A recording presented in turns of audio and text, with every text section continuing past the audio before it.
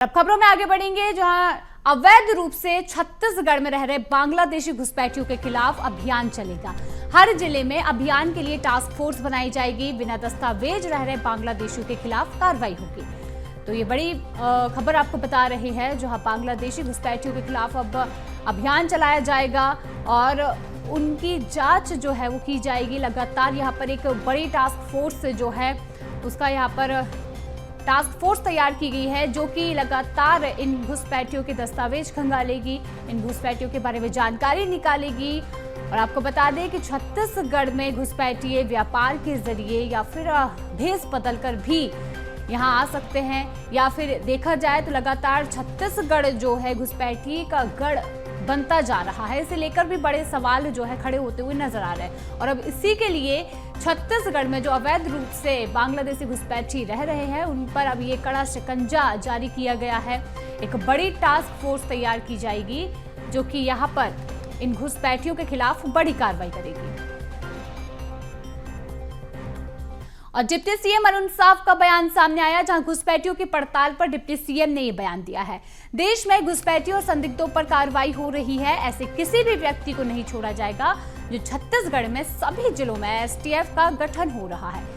तो यहाँ पर देखिए अरुण साव का भी इस पर बयान आ गया है। घुसपैठियों को लेकर अरुण साव ने ये बयान दे दिया है। किसी भी प्रकार की सख्ती जो है यहाँ पर देखने को मिलेगी, किसी प्रकार की नरमी यहाँ पर नहीं बरती जाएगी। और अब इन बांग्लादेशी घुसपैठियों पर सरकार सख्त नजर आ रही है, इसीलिए बड़ी टीम का गठन भी किया जा रहा है।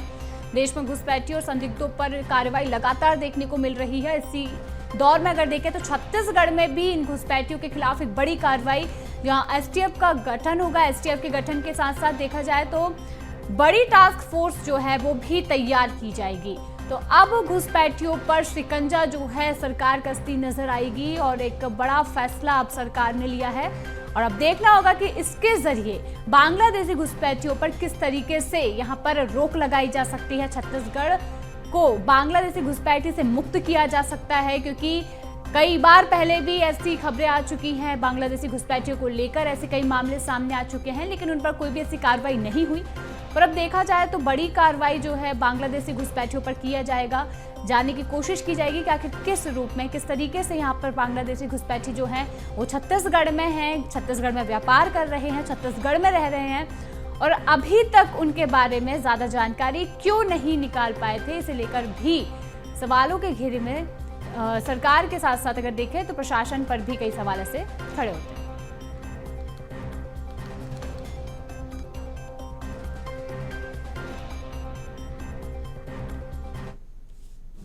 देखिए, लगातार हमारी सरकार कार्यवाही कर रही है। जो बांग्लादेशी घुसपैठिए हैं, जो संदिग्ध लोग हैं, उनकी लगातार जांच हो रही है, उन पर लगातार कार्यवाही हो रही है।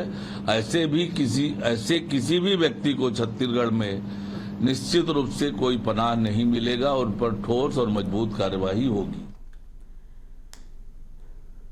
तो देखिए लगातार यहाँ पर अब अवैध रूप से जो छत्तीसगढ़ में बांग्लादेशी हैं, बांग्लादेशी घुसपैठी हैं, उन पर कार्रवाई जो है वो यहाँ पर पहले ही की जानी चाहिए थी, लेकिन अब इस पर बड़े सवाल खड़े हो रही हैं। इस पर अब जो सरकार है सख्त नजर आ रही है और अब इसी पर देखिए बड़ी कार्रवाई जो है छत्तीसगढ़ में देखने को मिल रही है। तो बांग्लादेशी घुसपैठियों को लेकर अब बड़ी कार्रवाई जो है वो छत्तीसगढ़ में देखने को मिलेगी।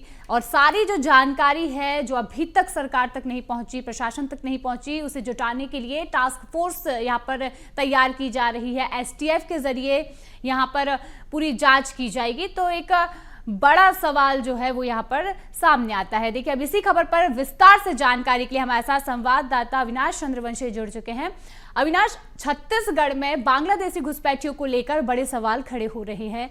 आखिर काफी समय से यहाँ पर ये घुसपैठी है और सबसे बड़ा सवाल ये है कि लंबे समय से जो घुसपैठी यहाँ है तो आखिर किस फोर्स के जरिए वो यहाँ पहुंचे हैं, या फिर किस रूप में यहाँ पर रहते हैं, या फिर किस व्यापार के जरिए वो छत्तीसगढ़ में अपना जो कुनबा है वो बढ़ाते हुए नजर आ रहे हैं। क्योंकि अगर देखें तो लगातार यहाँ पर बांग्लादेशी घुसपैठियों को लेकर सवाल जो है लगातार यहाँ पर खड़े होते नजर आ रहे हैं और एक बड़ी कार्रवाई अब इसे लेकर की जाएगी।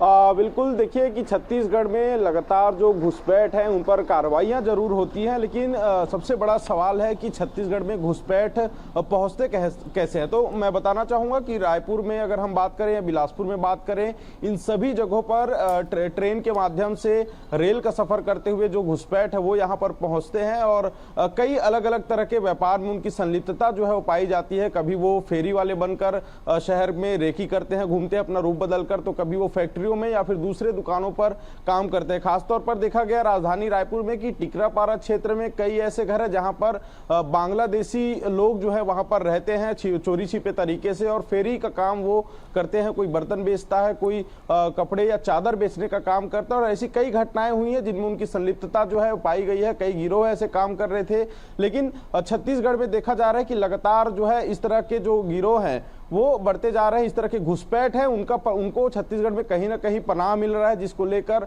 अब सरकार जो है सख्त नजर आ रही है और कहीं ना कहीं जांच पड़ताल जो है वो शुरू हुई है। इससे पहले भी आज से ठीक 3 महीने पहले पुलिस के द्वारा कई ऐसी कॉलोनियां जो आरडीए कॉलोनी थी या कई ऐसी बस्तियां थी जहां पर सर्चिंग ऑपरेशन चलाया गया था और वहां पर दस्तावेजों को लेकर जो है उनकी उपस्थिति कराई गई थी, दस्तावेजों को खंगाला गया था, डॉक्यूमेंट वेरिफिकेशन किया गया था ताकि कितने घुसपैठ है, कितने लोग राजधानी रायपुर सहित प्रदेश भर में दूसरे प्रदेशों से आकर या फिर दूसरे देशों से आकर रहते हैं, कितने लोग जो है जिनके पास वैलिड दस्तावेज है। और इसी जांच के बीच में एक बड़ी कामयाबी भी मिली जहां पर 3 ऐसे बांग्लादेशी जो है गिरफ्तार हुए थे जो पिछले लंबे समय से करीब 8 से 10 साल तक जो है राजधानी रायपुर में रहते रहे और वो बगदाद के लिए फरार हुए थे। रायपुर से फर्जी दस्तावेज उनके पास था, कई ऐसे डॉक्यूमेंट्स थे जो कि फर्जी तरीके से बनाए गए थे।